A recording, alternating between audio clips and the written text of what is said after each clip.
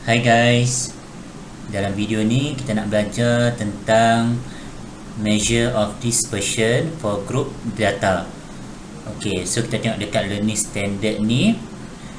Untuk video kali ni kita nak belajar macam mana kita nak construct histogram and frequency polygon for a set of group data.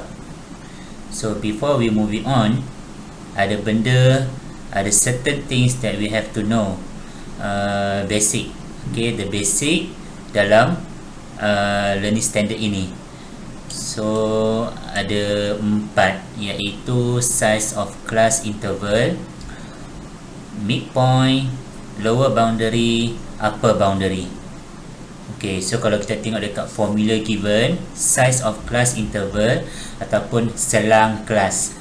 Okay, so kita ambil the largest data value tolak dengan smallest data value dibahagikan dengan number of classes. So lower limit, dia dah bagi tahu siap-siap kat sini. Lower limit is the smallest value and upper limit is the largest value of a class. Okay, so midpoint semua dah maklum. So kita ambil lower limit tambah dengan upper limit, hasil itu dibahagikan dengan 2. Untuk mendapatkan lower boundary, so kita ambil upper limit of the class before it tambahkan dengan lower limit of the class dibahagi dengan 2. Okay, and then upper boundary, kita ambil upper limit of the class tambahkan dengan lower limit of the class after it dibahagikan dengan 2. Okay, sekarang ni kita nampak je formula macam ni kan. So kita tak dapat bayangkan lagi. So why not kita try to project formula ini daripada soalan. Okay, let's go through soalan. Okay, soalan selalunya soalan dibagi macam ni lah. Ada certain soalan dibagi terus the number of data.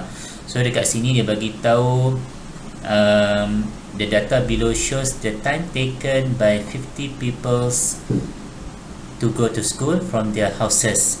The time recorded is in the nearest minute. So maknanya ada 50 orang. So setiap orang itu dia record berapa lama ataupun tempoh dia pergi ke sekolah daripada rumah. So dia tengok kat sini macam 6. Ni maksudnya ada yang pergi ke sekolah 6 minit, ada yang pergi sekolah 10 minit, ada yang pergi sekolah 49 minit. Okay, so dekat sini dia kata construct a frequency table such that there are 5 classes.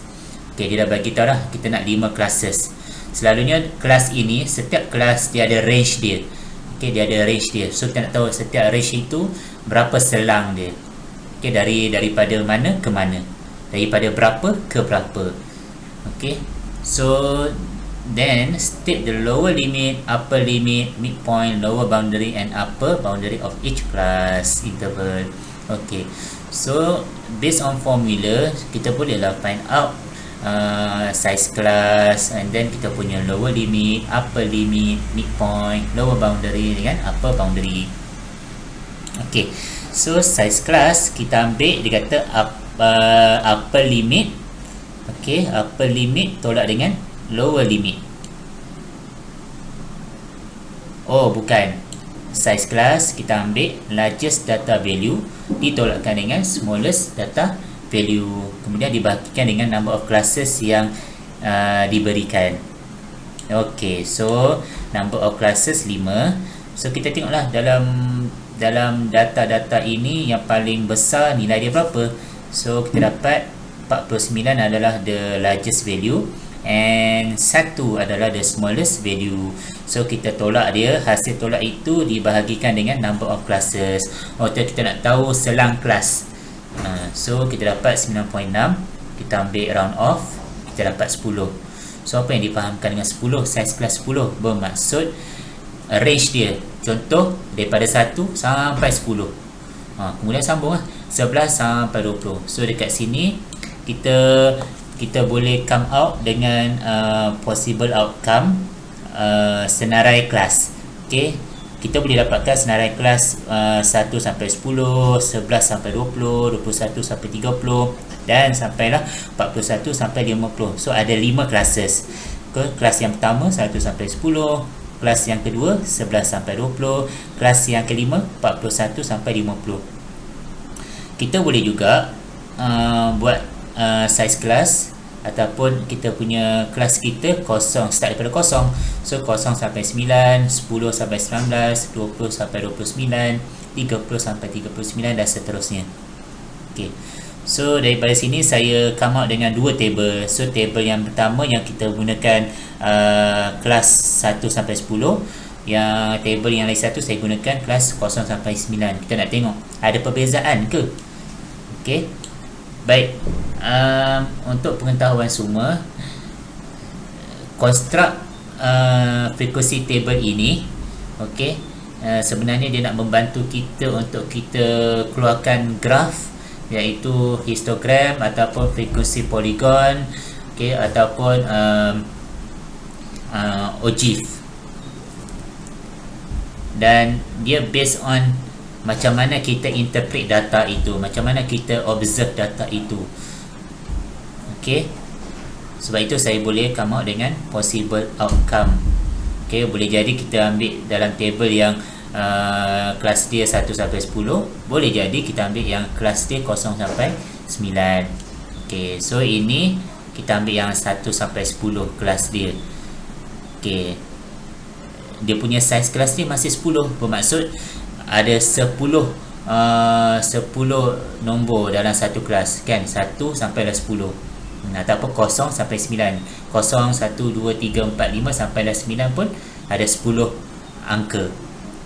Okay, so frekuensi, apa yang dimaksud dengan frekuensi? Kekerapan, maksudnya ada berapa pelajar, ada berapa orang yang dia punya data dia punya masa yang diambil untuk ke sekolah adalah dalam lingkungan 1 hingga 10 minit. So kelas ni 1 sampai 10, 11 sampai 20, ini semua dalam minit, masa yang dicatatkan. So kita tengoklah dekat data-data ni, kita kira ada berapa data yang di antara 1 hingga 10 minit. So kita dapat kenal pasti 1 sampai 10, 9 orang, 11 sampai 20, 19 orang dan seterusnya. Okay, lower limit berdasarkan kelas masing-masing. So kalau kelas 1 sampai 10, lower dia adalah 1, upper dia adalah 10.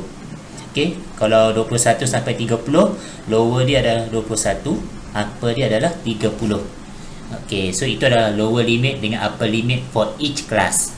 So midpoint kita ambil lower limit tambah dengan upper limit, kemudian dibahagi 2. So dapatlah 5.5. Untuk 21 dengan 30 dapatlah 25.5. Okay, so lower boundary dengan upper boundary pula.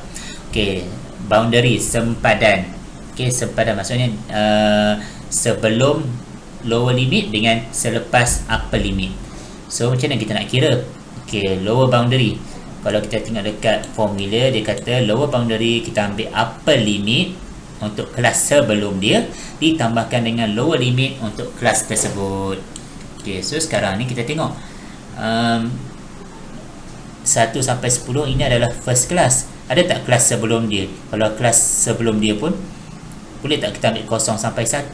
Tak boleh, sebab 0 sampai 1 cuma ada 2 angka je dalam kelas tu, sedangkan saiz kelas kita mesti 10 angka. So memandangkan tak ada kelas sebelum dia, maka kita punya lower boundary adalah 1. Okay, baik, upper boundary kita boleh ambil. Kita ambil nombor upper limit pada kelas itu ditambahkan dengan lower limit kelas selepas dia, iaitu 11 lah. Okay, 11. So hasil tambah 2 ini kemudian dibahagi 2, maka kita dapatlah dia punya upper boundary untuk kelas 1 sampai 10 adalah 10.5. Okay, so next class 11 sampai 20, lower boundary bolehlah ambil, sebab kita ambil lower limit pada kelas itu, iaitu 11 ditambahkan dengan upper limit kelas sebelum dia, iaitu 10. So 11 tambah 10 kita bahagi 2, dapatlah 10.5. So kita daripada sini kita boleh nampak yang upper boundary untuk kelas sebelum adalah sama dengan lower boundary untuk kelas selepas. Sebab dia sepadan, maksudnya dia sepadan daripada kelas pertama nak ke kelas yang kedua. So kelas yang pertama nak ke kelas yang kedua ada sempadan dia. Okay, so kalau 1 sampai 10 sepadan dia upper boundary. So untuk kelas yang 11 sampai 20 ni, dia akan jadi lower boundary. Okay, dan kita carilah upper boundary 20.5 dan seterusnya. Okay, so inilah cara kita construct table. Apa kepentingan table yang sebegini? Kepentingan dia adalah untuk memudahkan kita melukis graf, histogram ataupun frekuensi polygon. Okay, and then kita nak kenal pasti daripada lower boundary dengan upper boundary, kita boleh dapat size kelas kita. Kita ambil upper boundary pada kelas selepas, tolak dengan upper boundary dengan kelas sebelum, ataupun kita ambil lower boundary kelas selepas, tolak dengan lower boundary kelas sebelum. Okey, kalau kita tengok kat sini, upper boundary 20.5 tolak 10.5, kita akan dapat 10. So betul lah kita punya size kelas kita 10. Kalau 30.5 tolak 20.5 pun dapat 10. Cuma dekat sini saja. Dekat sini 10.5 tolak dengan 1, kita dapat apa? Kita dapat 9.5 kan. So hanya yang ni je, sebab kita tengok dia punya kelas 1 sampai 10 ni, dia tak ada pun kelas sebelum dia, sebab kelas sebelum dia adalah 0 sampai 1. So kita tak boleh ambil 0 sampai 1 sebagai kelas yang sebelumnya, sebab setiap kelas, size kelas dia mesti sama. So tapi yang lain semua betul. Okay, yang lain semua betul. Baik, untuk kelas yang 0 sampai 9, jom kita tengok 0 sampai 9. Okay, so 0 sampai 9, frekuensi dia 7 orang. Ada 7 orang yang dia sampai sekolah di antara 0 hingga 9 minit. Okay, so kita catat macam biasa, cari frekuensi. Kalau kita nak check balik frekuensi kita betul ke tak, kita ambil hasil tambah dia sama tak dengan total bilangan yang dalam soalan ini. Dia kata 50 orang. So kita kira. So 7 tambah 21 tambah 10 tambah 10 tambah 2, dapatlah 50. Okay, so lower limit untuk kelas 0 sampai 9. So lower dia 0, upper dia 9. Okay, so midpoint macam biasalah, 0 tambah 9 dibahagi 2, dapatlah 4.5. So lower boundary macam biasa, 0 adalah paling rendah. Okay, dalam statistik 0 adalah paling rendah, sebab kita takkan ambil nombor negatif. So kita akan mula daripada 0 dan berterusanlah nombor-nombor yang positif. Okay, so kita carilah macam biasa lower boundary, upper boundary. Okay, baik. Sekarang ni persoalan dia, kita nak guna table yang mana? Nak pakai yang kelas 0 hingga 9 ataupun kelas yang 1 hingga 10? Okey, so kita kena tengok pada soalan. Okey, tengok situasi ataupun case study. Sekarang ni dia case study, dia cerita pasal nak tahu setiap orang itu berapa lama masa yang diambil untuk pergi ke sekolah. So boleh tak kita nak kaitkan 0 minit? Agak tak logik lah, sebab kita nak kira masa daripada dia ke rumah sampai ke sekolah berapa lama, ataupun berapa masa yang dia ambil. So kalau 0, seolah-olah macam dia tak pergi sekolah lah kan. Okay, so kalau ikut situasi, kita ambil lah table yang 1 hingga 10, sebab kita nak bagi tahu yang paling minimum, paling singkat masa yang diambil untuk seseorang itu sampai ke sekolah adalah 1 minit. Okay, berbanding dengan 0. Baik. So kita ambil lah table yang ni. Tapi boleh tak saya nak ambil table yang ni? Boleh, tak salah pun sebenarnya. Okay, sebab tu saya kata statistik ini dia nak mengajar kita macam mana kita nak construct ataupun kita nak draw histogram ataupun frekuensi polygon. So daripada lukisan kita itu, daripada graf yang kita hasilkan itu, so macam mana pula cara kita interpretkan, macam mana cara kita meramalkan, macam mana cara kita tengok data-data itu, observe data-data itu, dan macam mana cara kita menerangkan apa yang kita nampak. Okay, so itu sahaja berkenaan dengan construct table. Okay, so biasalah kena ada semua ni. Okey, so maknanya kalau kita nak lukis histogram ataupun frekuensi poligon ataupun ogive ada satu lagi kolom baru, nanti kita akan tengok. Tapi kena ada semua ni lah. Maksudnya kelas kita dalam apa? Dalam unit apa? Minit ke, kilogram ke. Okey, kalau kita cerita pasal ketinggian, so kelas kita kena ada dengan sentimeter lah ketinggian. Okey, frekuensi adalah berapa ramai ataupun berapa banyak data dalam range itu, dalam range kelas itu. Okey. Baik, kita teruskan. Soalan 2. So, the frequency table below shows the masses. Nampak? Ini dalam berat pula. Okay, newborn babies in a hospital in a month. So, state the midpoint, lower limit, upper limit, lower boundary, upper boundary, and cumulative frequency. Okay, cumulative frequency ni frekuensi terkumpul maksudnya. Okay, frekuensi kumulatif ni bermaksud frekuensi terkumpul. Okay, frekuensi terkumpul inilah yang saya bagi tahu tadi, kolom yang perlu ditambahkan untuk kita nak lukis ogive ataupun nak construct ogive. Baik. So daripada table yang diberi, okey, daripada table yang diberi, so kita ada mass kita 2.0 sampai 2.4, 2.5 sampai 2.9 dan sampai last kali kelas dia adalah 4.0 sampai 4.4. So daripada sini kita nak ambil size kelas dia. Okay, so macam tadilah kita dah tahu nak dapatkan size kelas, kita ambil lah upper limit kelas selepas tolak dengan upper limit kelas sebelum, ataupun lower limit kelas selepas tolak dengan lower limit kelas sebelum. So kita boleh pilih mana-mana. Okay, so kita ambil 2.9 tolaklah 2.4. Okay, ataupun 2.5 tolaklah dengan 2.0. So kita boleh dapatlah size kelas dia berapa kan. So kita akan dapat size kelas dia, cuba tolak. So kita dapat 0.5.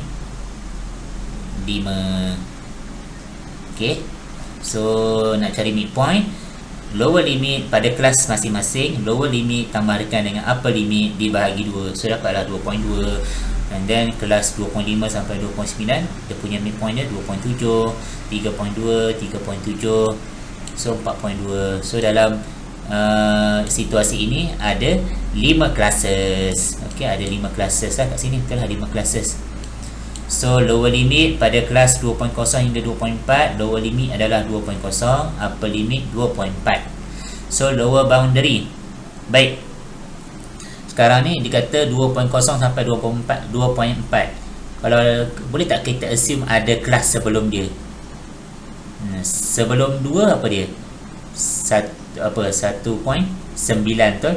So kalau kita tengok kat sini 2.0 hingga 2.4, 2.5 hingga 2.9. So kalau kelas sebelum 2.0 mestilah 1.5 sampai 1.9. Dan sebelum tu ada lagi tak? Ada, iaitu 1.0 hingga 1.4. Dan sebelum tu ada lagi 0.5 sampailah 0.9. Dan sebelum tu lagi 0 hingga 0.4. So maknanya bila mana sebelum 2.0 ini ada lagi kelas yang di mana size kelas dia sama, maka kita boleh ambil lah upper limit kelas sebelum dan ditambahkan dengan lower limit kelas ini dan dibahagi 2 untuk kita dapatkan lower boundary.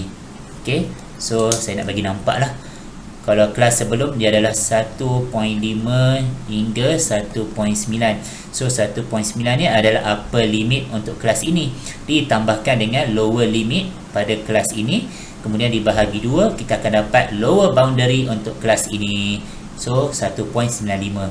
Upper boundary 2.4 tambahkan dengan 2.5 dibahagi 2. So dapatlah upper boundary untuk kelas 2.0 hingga 2.4.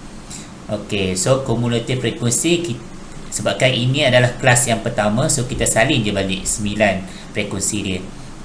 Okey, untuk kelas yang kedua 2.5 hingga 2.9, so kita dapatkan lower limit, midpoint, upper limit. So lower boundary untuk kelas kedua adalah sama dengan upper boundary untuk kelas yang pertama. Nampak? 2.5 sama. Okey, untuk upper boundary kelas kedua, kita ambil lah upper limit kelas kedua tambahkan dengan lower limit kelas ketiga dibahagi 2, so kita akan dapat 2.95. Okey, untuk kumulatif frekuensi memandangkan kelas kedua ni 15, so disebabkan dia frekuensi terkumpul, so kita ambil 9 ini tambahkan dengan frekuensi pada kelas kedua 15, maka kita akan dapat kumulatif dia adalah 24. Apa yang dimasukkan dengan 24? Maksudnya ada 24 orang, okey, ada 24 baby yang berada di antara 2.0 hingga 2.9 berat dia. Okey, so maknanya 24 orang ataupun 24 baby yang berada dalam lingkungan berat 2.0 hingga 2.9. Sebab kita kata terkumpul, data terkumpul. So kita ambil dua-dua kelas ini. Okey. So kelas yang ketiga sama juga, kita cari lower limit, upper limit dan seterusnya. Dan kumulatif frekuensi daripada 24 ini kita tambahkan dengan kelas yang ketiga, frekuensi dia ada 24, so 24 tambah 24 kita dapat 48. So nak bagi tahu kat sini ada 48 baby yang beratnya di antara 2.0 sampailah 3.4. Okey, so kalau kita perasan kat sini, dia punya frekuensi dia makin lama makin menambah lah. Okey, dan kita tengok akhir sekali dia punya total baby dia adalah 78 orang. Okey, ada 78 baby. So kalau dia tak bagi tahu ada berapa total dalam soalan ini, so kita boleh dapatkan total dia berdasarkan total frekuensi. Okey, frekuensi terkumpul. So kita ambil yang last sekali lah. So nak bagi tahu ada 78 baby yang beratnya di antara 2.0 sampai 4.4. Okay, so kita fahamkan dulu cara nak construct table yang ada midpoint, lower limit, upper limit, lower boundary, upper boundary. Okay, dan ada satu column tambahan kalau melibatkan ogive, so ada cumulative frekuensi. So kalau tak ada cumulative frekuensi, kita boleh dapatkan histogram dan juga frekuensi polygon. Okay, kita teruskan.